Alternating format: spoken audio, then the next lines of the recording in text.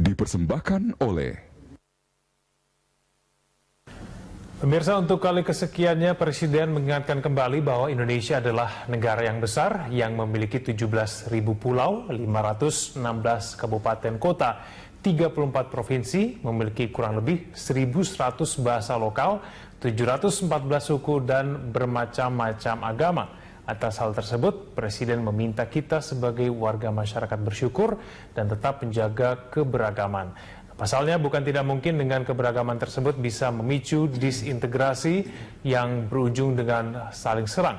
Hal serupa juga dilontarkan oleh Kapolri yang menekankan pentingnya mengutamakan kebinekaan tanpa melihat asal dan latar belakang seseorang. Guna membahasnya dalam bingkai berlebaran dalam keberagaman, sudah hadir di studio kami yaitu Sekretaris Umum PP Muhammadiyah Abdul Mukti. Pak Mukti, terima kasih telah bersama kami di Jurnal Pagi. Dan juga ada Sirojudin Abbas yang merupakan peneliti SMRC. Pak Abbas, terima kasih telah bersama kami. Mungkin saya ke Pak Mukti dulu ya. Pak Mukti, kita cermati Pak Presiden dan juga Kapolri sekali lagi mengingatkan pentingnya kita menjaga keberagaman. Kalau menurut Pak Mukti sendiri, ini tandanya apa? Kenapa kok seorang Presiden dan juga Kapolri berkali-kali mengingatkan mengenai hal itu? Apakah memang negara kita ini sekarang lagi situasinya lagi tidak menghormati keberagaman sehingga perlu diingatkan berkali-kali? Ataukah memang ada sesuatu yang ingin ditekankan oleh Pak Presiden dengan Pak Kapolri? Silakan Pak Mukti. Saya kira kalau kita lihat secara umum berdasarkan pengamatan saya di lapangan, sebenarnya bangsa Indonesia ini masih cukup solid lah, masih bersatu, kemudian kerukunan juga masih terpelihara dengan baik gitu. Bahwa ada ya riak-riak sedikit terkait dengan persoalan-persoalan politik maupun kegaduhan lain yang mungkin ditengarai sebagai gejala disintegrasi, menurut saya ya dimanapun saya kira semua negara mengalami tantangan itu. Dan kalau dikatakan situasinya sudah alarming atau membahayakan juga menurut saya terlalu berlebihan. Karena situasinya sebenarnya dalam pengamatan saya di lapangan ya, mungkin nanti kalau survei lain lagi Mas Abbas itu masih cukup kondusif, masyarakat masih percaya bahwa Indonesia ini adalah rumah mereka, masih memiliki semangat persatuan dan menghormati perbedaan. Jadi mereka juga beragama dengan keberagamaan dengan segala dinamikanya gitu. Jadi kalau mungkin Presiden dan Kapolri menyampaikan itu barangkali sebuah early warning saja gitu supaya keadaannya seperti ini bisa segera diatasi. Tapi sekali lagi bahwa situasi nasional itu masih cukup kondusif, bangsa kita masih rukun, kemudian bangsa kita ini masih sangat memiliki toleransi gitu. Sehingga Pak Mukti, kalau misalnya ternyata kan faktanya ada ya Pak Mukti yang kemudian tampaknya ingin mengganti ideologi kita, lalu kemudian ada juga yang tampaknya melakukan kekerasan begitu dengan golongan minoritas. Nah ini menurut Anda ini hanya oknum-oknum tertentu yang sebetulnya tidak perlu kita khawatirkan atau seperti apa sebetulnya? Kalau kita lihat secara struktural ya, bagi masyarakat sebenarnya tidak ada lagi persoalan mengenai ideologi itu.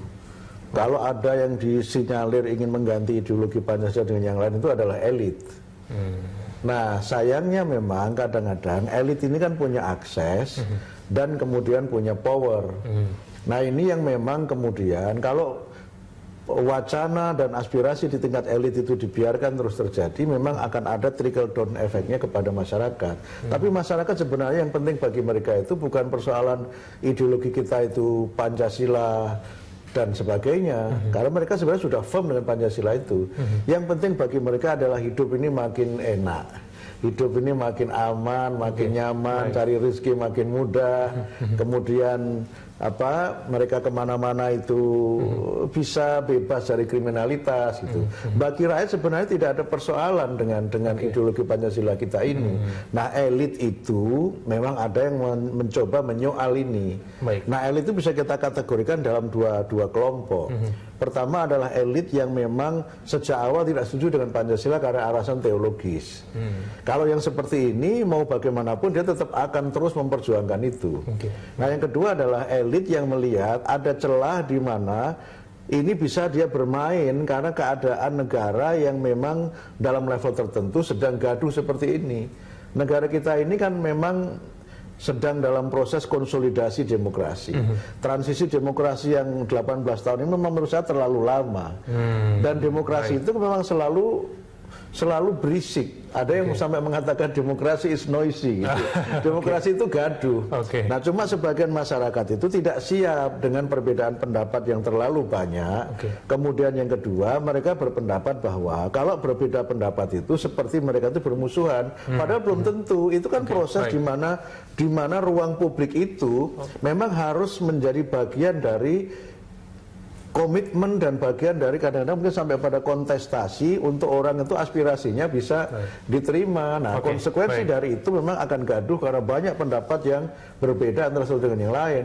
Tapi overall, sepanjang kita memiliki komitmen yang sama bahwa Indonesia ini adalah rumah kita, Indonesia ini adalah tempat di mana kita ini berkhidmat untuk memajukan bangsa dan negara, beda pendapat itu biasa.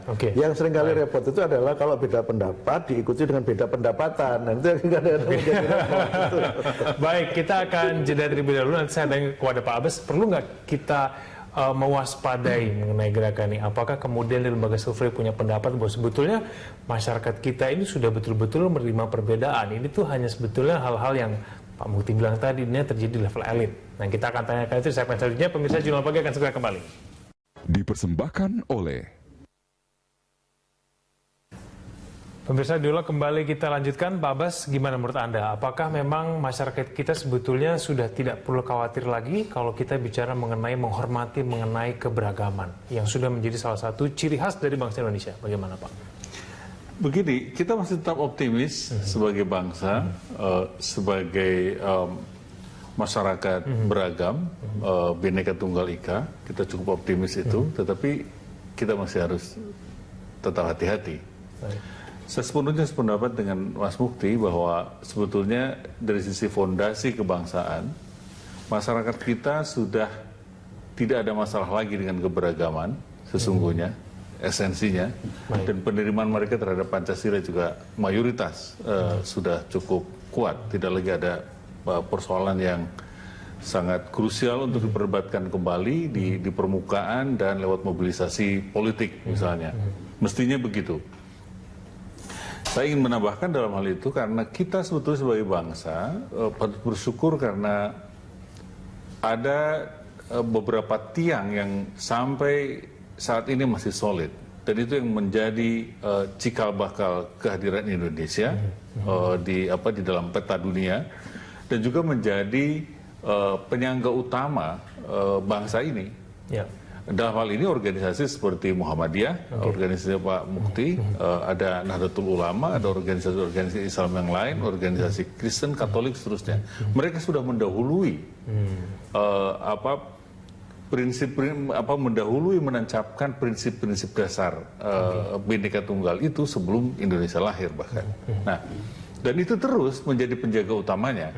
Oleh karena itu kita masih tetap optimis dalam hal ini bahwa kebinekaan Indonesia itu bisa dijaga oleh karakter keislaman yang ditampilkan Muhammadiyah dan NU, dan oleh sistem politik yang demokratis juga menghargai kebinekaan dan memberi kesempatan seluas-luasnya kepada seluruh warga. Jadi dalam hal itu saya masih optimistik. Pak Abbas, tapi kalau misalnya, maaf saya potong Pak Abbas, tapi kalau Kapolri dan juga Pak Presiden berkali-kali mengingatkan, tidak hanya sekali dua kali, tapi kemudian bahkan mungkin setiap kali forum yang dihadiri, dia sampaikan itu kembali. Menurut Anda ini pertanda apa sebetulnya? Itu yang disebut dengan cautiously optimistic. Jadi memang harus optimis, tetapi ada cautious, ada kehati-hatian dan ada yang harus diwaspadai. Pertama, Indonesia ini sebagai negara demokratis sudah semakin terbuka dengan pengaruh internasional. Kalau perputaran di luar itu lebih keras ketimbang perputaran di dalam negeri kita, maka pengaruh luar itu otomatis akan penetrasi ke dalam negeri kita. Tapi sebaliknya, kalau kekuatan putaran energinya di dalam negeri kita lebih kuat, maka kita akan bisa mempengaruhi yang terjadi di luar. Sekarang bandingkan saja mana yang lebih kuat pengaruhnya. Nah, sejauh ini pengaruhnya relatif berimbang. Kekuatan di dalam, kekuatan suara Islam yang moderat, kekuatan fondasi Pancasila di negara ini masih solid, sehingga meskipun ada pengaruh dari luar, masih ada pergesekan dan perlawanan di situ, di pinggirannya. Nah, misalnya kita harus waspadai bahwa perputaran di luar ini soal politik Islam internasional di Timur Tengah. Hancurnya sejumlah negara Timur Tengah itu punya efek psikologis yang langsung terhadap Muslim Indonesia. Tetapi kalau Muslim Indonesia tergantung pada seberapa kuat karakter dan daya tahan normatif dan daya tahan sosiologis masyarakat Indonesia. Kalau lemah, maka pengaruh konflik dari luar itu bisa terserap juga ke dalam negeri. Misalnya sentimen dan solidaritas keumatan dalam Islam itu lintas batas. Kalau mereka merasa menjadi bagian dari Islam yang terjadi di Palestina, yang terjadi di Irak, di Suriah, di Libya, dan seterusnya, maka mereka akan seolah-olah terbawa perang di Libya, perang di Suriah itu seolah-olah perang mereka, padahal mereka ada di sini. Itu karena kalau lemah di dalamnya kita. Oleh karena itu penetrasi dari luar ini bisa saja menembus ke dalam jaringan komunitas Islam Indonesia jika komunitas Indonesianya lemah. Dari sisi ikatan kulturalnya, dari sisi ikatan karakter keberagamaannya. Jadi bisa saja orang menyerap itu bahkan jadi volunteer atau ikut jadi tentara berperang di sana. Dan kita mencatat ada. Nah, tetapi justru di sini yang harus diwaspadainya, karena meskipun kecil mungkin yang terpengaruh ini, dan kita sudah mencatatkan, Kapolri sudah melaporkan juga ada sejumlah orang yang ikut di Marawi, ada yang ikut ke Suriah, segala kan ikut berperang. Nah, itu tidak bisa dianggap enteng karena mereka bisa membawa pengaruh juga di dalam.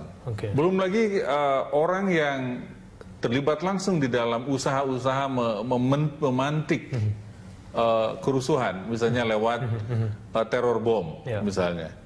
Jika itu tidak kuat ditahan oleh institusi semacam kepolisian, ya presiden yang mencoba menenangkan, dan institusi seperti Muhammadiyah, NU dan lain-lain itu yang mencoba menahan masanya, maka itu bisa melahirkan fitnah horizontal di masyarakat, saling tuduh. Itu mungkin terjadi jika fondasi dan tiang itu lemah di dalam. Tapi efektif atau tidak nih kalau misalnya Pak Presiden dengan ucapan Kapolri itu yang mengingatkan setiap saat mengenai keberagaman itu? Kita akan bahas itu dalam segmen selanjutnya. Pemirsa jangan lupa kembali. Dipersembahkan oleh Pemirsa, kembali kita lanjutkan dialog kita. Pak Muti, kalau menurut Anda sendiri sebetulnya cara yang efektif ya paling tidak untuk membuat kita betul-betul kuat tidak hanya di luar tapi di dalam juga seperti kata Pak Abbas tadi, itu caranya seperti apa? Apakah efektif dengan caranya Pak Jokowi, caranya Pak Kapolri, mungkin itu efektif tidak? Apalagi kita sudah tahu ada pembentukan UKP PIP ya untuk pengamat Pancasila itu bagaimana unit kerja Presiden untuk pengamat Pancasila? Saya kira ada dua jalur yang bisa dilakukan. Yang pertama memang perlu ada jalur kebijakan. Karena selama sekian tahun ini kan seperti kita merasa bahwa Pancasila itu tidak perlu, kemudian semua hal yang diwariskan oleh pemerintahan sebelumnya itu salah, gitu. Sehingga kita ini memang kemudian tidak memilih dan memilah mana yang memang relevan, mana yang memang itu sudah harus kita ganti. Nah sekarang sebenarnya walaupun agak terlambat, tapi kan orang mengatakan lebih baik terlambat daripada tidak sama sekali gitu. Nah dibentuknya lembaga baru ini, unit kerja tentang Pancasila itu menurut saya sebuah langkah awal untuk menyadarkan semua pihak bahwa keterbukaan yang sekarang ini menjadi bagian tak terpisahkan dari reformasi dan demokratisasi itu memang sesuatu yang terus harus kita dorong. Karena tidak mungkin ada demokrasi kalau tidak ada keterbukaan dan tidak ada kebebasan. Tetapi semuanya harus tetap dalam frame, dalam kerangka negara Pancasila. Ini yang saya maksud dengan mereka silahkan saja berpendapat berbagai macam, tapi bingkainya tetap jangan dirubah. Ini yang kita sebut dengan mendorong bagaimana supaya demokratisasi ini terus berjalan, tapi rumahnya jangan diganti. Gitu. Tetapi bisa tuh untuk menyadarkan orang-orang yang sudah terlanjur berpikiran mungkin tidak sesuai dengan Pancasila diubah begitu dengan bisa. Itu yang kita sebut dengan nanti persyaratan yang kedua. Persyaratan yang kedua adalah bahwa menunjukkan bahwa negara ini bersungguh-sungguh itu yang ditunggu rakyat. Sekarang ini kan too many statement, itu terlalu banyak statement. Bahkan mungkin bisa pada level inflasi statement. Dan kemudian masyarakat juga menilai Allah yang bilang juga orang itu juga bilang mari Pancasila tapi dia sendiri mungkin tidak Pancasilais gitu. Yang ditunggu masyarakat itu adalah bukti. Makanya sekarang kalau misalnya Kapolri menyampaikan itu, kemudian Presiden menyampaikan itu, rakyat sebenarnya menunggu sekarang. Oke, kami menunggu memberi kesempatan bapak-bapak untuk bekerja. Baik. Dan kami masih mempercayai bapak-bapak ini sebagai pemimpin kami. Maka sekarang harus tunjukkan progresnya itu seperti apa.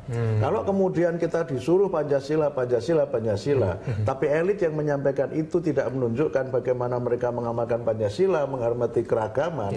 Ini kemudian kalau orang Jawa bilang itu jas buka ikat belangkon itu, sama juga sami mawon. Oke, sami mawon, Pak Abbas bagaimana menurut Anda? Iya, kemudian sedikit saya tambahkan. Kemudian pada konteks ini, kadang-kadang kan mohon maaf ya, misalnya masyarakat menilai bahwa sikap polisi di dalam menangani persoalan itu kadang-kadang juga dinilai kalau kepada kelompok tertentu kesannya lambat sekali, tapi pada kelompok yang lainnya kesannya cepat sekali. Nah ini kemudian menjadi tanda tanya masyarakat, sehingga cobalah polisi itu transparan menyampaikan kepada masyarakat apa yang dilakukan. Kemudian maksud dan tujuan dari melakukan itu. Tentu transparansi tidak berarti semuanya harus dibuka. Tapi transparansi itu adalah sebuah bukti yang bisa dilihat masyarakat bahwa polisi dan aparat itu bekerja, pemimpin negara ini memberikan contoh, kemudian rakyat akan menirunya. Kalau yang terjadi seperti di DPD misalnya, bilang Pancasilais sampai kemudian mereka bertengkar dengan cara yang tidak lebih terhormat daripada rakyat di pasar-pasar kan sama saja. Dan itu jas buka ikan belangkon itu. Sampai mohon kata Pak ini. Gimana Pak Abbas? Ya, pertama gini, yang disampaikan oleh pemerintah saat ini harus dipahami sebagai ajakan untuk bersama-sama. Jadi pengingat itu sebetulnya bahwa masalah ini meskipun dari sisi populasi mungkin kecil, dari sisi isu mungkin hanya salah satu di antara isu-isu penting yang lain di negara ini, tetapi ini yang foundational, itu yang paling dasar. Oleh karena itu Pak Jokowi Kapolri itu sebetulnya reminder saja untuk semua memperhatikan itu supaya kita tidak lagi melupakan dan menganggap ini masalah sepele. Karena begini, Indonesia secara umum memang lebih demokratis, tetapi kalau kita lihat antara prinsip-prinsip kebebasan di dalam demokrasi itu tidak sepenuhnya sejalan. Misalnya gini, bahwa secara umum masyarakat mendukung demokrasi dari sisi prosedur eleksi maupun juga kesempatan semua orang untuk ikut di dalam pemerintahan dan di dalam kemasyarakatan dan ekonomi gitu. Tetapi masih ada sikap masyarakat yang memang menolak agama tertentu, etnis tertentu, penganut paham tertentu untuk berpartisipasi dalam mengelola negara. Nah, ini adalah agenda yang harus kita pecahkan bersama. Kalau kita sepakat dengan Bhinneka Tunggal Ika, maka buka ruang itu sepenuhnya untuk yang lain juga. Termasuk misalnya orang yang nggak setuju Pancasila pun, selama dia tidak mengganggu hak orang lain, dia percaya untuk dirinya sendiri, ya berhak juga hidup di Indonesia. Termasuk misalnya isi orang kayak HTI yang percaya seperti itu, selama dia tidak mobilisasi orang melawan pemerintah, ya berhak di situ. Tinggal. Tapi kalau kita mengharapkan konteks sebagai warga negara. Baik, Pak Abbas, ini terakhir sebelum kita tutup dialog. Ini kalau kita hanya mengharapkan unit kerja Presiden Pancasila ini kan tampaknya berat, Pak. Ini kan gerakan seperti yang Anda bilang tadi, Filipina bisa saja menular ke Indonesia dan mungkin saja Indonesia yang terdiri dari begitu banyak pulau itu kan bisa saja terkena pengaruhnya. Ini bagaimana kalau kita mengharapkan? Pertama gini, kalau saya percaya pada ini soal institusi. Institusi itu ya aturan main, budaya, di situ aturan main itu ada hukum, ada perundang-undangan di situ. Jadi unit kerja presiden itu harus dianggap sebagai salah satu langkah saja untuk mengisi ruang kosong dalam aspek kognitif dan dalam aspek wawasan. masyarakat harus diingatkan kembali prinsip-prinsip dasar itu, karena itulah karakter Indonesia. Gitu. Itu satu langkah. Yang berikutnya juga pemerintah harus membuat aturan-aturan main yang memberikan kepastian kepada semua orang untuk menjadi dirinya sendiri dan untuk menjadi warga negara Indonesia yang setara dengan yang lainnya. Misalnya, buatlah aturan misalnya soal kurikulum pendidikan agama yang memberikan kesempatan kepada semuanya untuk dihargai sebagai umat beragama atau sebagai agama yang sah diakui. Tanpa harus misalnya satu ajaran agama mengatakan yang lain dianggap tidak sah, atau satu paham ideologi tertentu dianggap gak sah di Indonesia. Dan itu harus diturunkan di dalam kebijakan pendidikan yang harus dipastikan berjalan di semua level pendidikan. Dengan demikian maka warga, masyarakat punya pijakan yang solid, dan juga jika terjadi pelanggaran terhadap hak dasar sebagai warga negara itu, ada hukum juga yang bisa melindungi mereka, dan aparat penegak hukum yang diharapkan tidak parsial. Gitu. Baik. Yang disampaikan Mas Abbas itu adalah yang saya sebut dengan hard pluralism. Yang perlu kita bangun sekarang itu adalah memperkuat soft pluralism, di mana masyarakat ini punya karakter yang terbuka terhadap perbedaan. Pada level kognisi itu sesuatu yang memang perlu dilakukan. Tapi yang saya kira penting sekali adalah bahwa kita ini punya fondasi-fondasi sosial yang memperkuat kerukunan di tengah keragaman. Fondasi-fondasi sosial itu yang harus kita hidupkan kembali. Misalnya gotong royong, tepo seliro, kemudian budaya kewargaan yang dulu secara struktural dibuat dalam bentuk RT RW itu misalnya. RT RW itu kan sebenarnya fungsi di mana warga yang tinggal dalam satu komplek itu harus memang berbaur menjadi sebuah warga, sebuah entitas dan komunitas yang menjadi bagian dari Indonesia Mini. Nah, persoalannya sekarang RT RW itu menjadi struktur administrasi. Kalau perlu surat ke RT RW, surat sudah dapat, kemudian sama-sama RT-nya goodbye. Karena ini yang perlu kita perkuat lagi. Kalau budaya kewargaan ini kita bangun lagi, kohesivitas kita bangun secara alamiah dengan fondasi struktural sosial yang sudah kita miliki ini, saya kira tetap optimistis di balik segala tantangan yang ada. Indonesia tetap menjadi negara yang kuat dengan segala keragaman yang dimilikinya. Terima kasih Pak Muti telah bergabung sama kami di Jurnal Pagi. Terima kasih Pak Abbas telah bergabung sama kami di Jurnal Pagi. Dan pemirsa, Jurnal Pagi masih akan kembali dengan berbagai informasi menarik lainnya. Kami akan kembali usai jeda berikut.